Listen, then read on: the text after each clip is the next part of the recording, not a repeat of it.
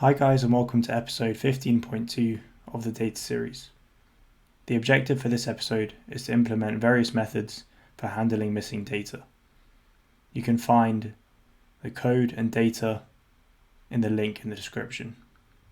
We start by importing some general libraries such as pandas to import our data, warnings to ignore any warnings that might pop up, Seaborn for some plots, and NumPy for certain operations.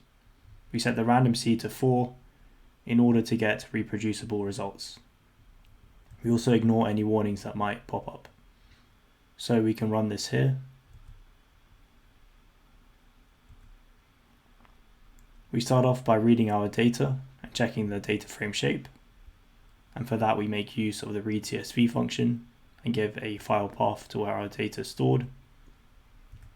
We can check the column names and first few rows by using the head function on our data frame. So in today's episode, we are looking at fish data. This includes a species, weight, certain length, measurements, height and width of different fish. Initially, our data does not have any missing values, so we are going to randomly impute missing values which we can sort later. In this case, in just 3 columns, species, length 2 and width. We generate a random number between 0 and 0.5. And lastly, we impute with a fraction of the random number in each of our 3 columns. We can check our data frame data types.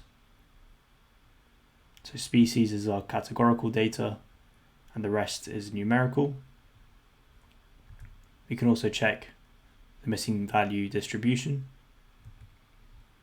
by looking at the isNull and sum functions. And we can see clearly here that species has the most number of missing values. We start with the simplest method of dealing with missing values, and that's simply dropping rows with missing values. First we make a copy of the data frame. We then use the drop_NA function to remove rows with missing values. The second method is simply dropping variables with missing values, and in this case we've identified this to be species, length 2 and width, in which we imputed the missing values. We first make a copy of the data frame and then simply use the drop function, specify our columns and specify the axes to 1 to indicate that we are dropping columns and not rows. We can run this. The next method is imputing on continuous and categorical data. And for that we use the simple imputer from the scikit-learn library. We make a copy of our data frame. Our numerical imputer uses the simple imputer with the strategy of mean. In this case we impute with the mean of each column that contains missing values. And for the categorical imputer, we impute with the most frequent category. We define our numerical columns and categorical columns. We then transform our numerical columns by fitting and transforming our numerical imputer, which imputes with the mean. And we do the same for our categorical columns, but this time imputing with the most frequent category. We can also check the original data frame and the imputed data frame. So we see here that species has been imputed with perch. The first 2 entries of length 2 have been imputed with the mean of length 2. And the 4th entry in width has been imputed with the mean of the width. Next we move to the prediction of missing values. First we use the core function on our data frame to generate a correlation matrix.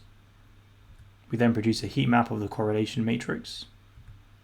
And this is done to check if we can use linear regression to predict our missing values. From our heat map, we see a mid to strong correlation between our numerical variables, and we can go ahead and use linear regression. For that, we can use the iterative imputer from the scikit-learn library. But first we enable iterative imputer. We also import linear regression.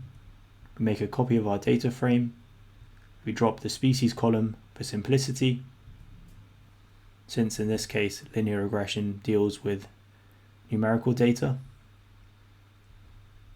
We initialize our imputer, setting the estimator to linear regression.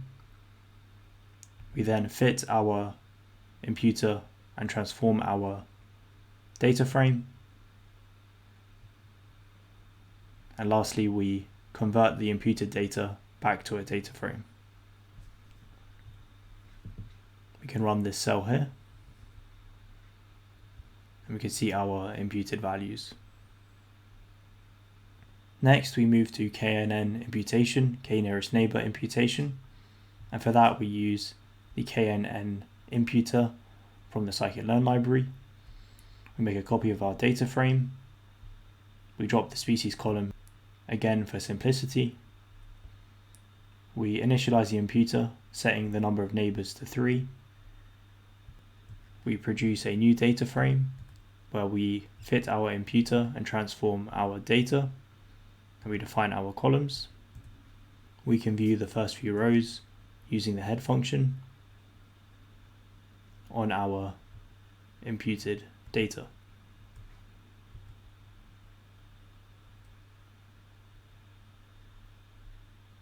Lastly, we move on to multiple imputation, and for that we use the iterative imputer again, as well as the random forest regressor, but you can use a different estimator that has a random element to it. We copy the data frame, we drop the species column just for simplicity. We set the number of imputations to 5. We initialize a list to store the imputed data frames. We then perform our multiple imputations by using a for loop, initializing an imputer. In this case, we are using random forest regressor to impute or to estimate our missing values. We generate a data frame where we transform our data frame with missing values, and we define our columns. And lastly, we append the imputed data frame to the list. So we can run this here, and we can check the values in our different imputed data frames. Focusing on the first 2 entries of length 2, we see for different data frames we have different imputation values.